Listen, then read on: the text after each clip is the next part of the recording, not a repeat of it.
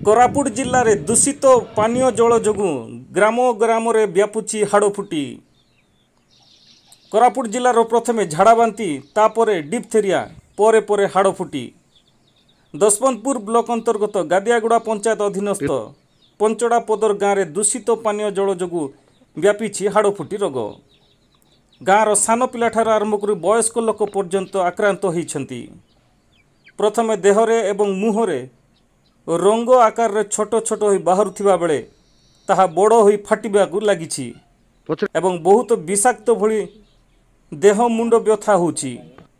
घर ठारू बाहर को बाहरिबा पे लोके डरुछंती।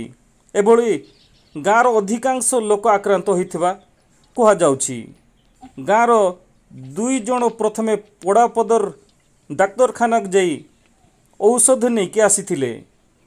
सेमान घर को आसीबा परे अधिक परिमाण रे आक्रांत होइथिबा कुहा जाउछि।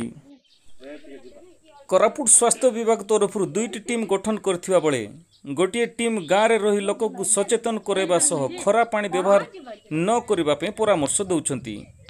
पानी को फुटई पीबा सह निजे सचेतन रहिबाकू मेडिकल टीम गाँ गाँ रे बुली समस्त को सचेतन करुथिबार देखिबाकू मिलिछि।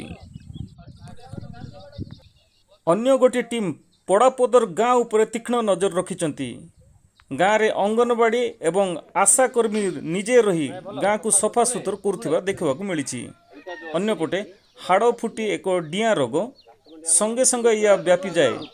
तेणु भयभीत न ही मेडिकल टीम जो परामर्श दउछंती ताकू मानि चलंतु बोली स्वास्थ्य विभाग तरफ परामर्श दिया जायछि।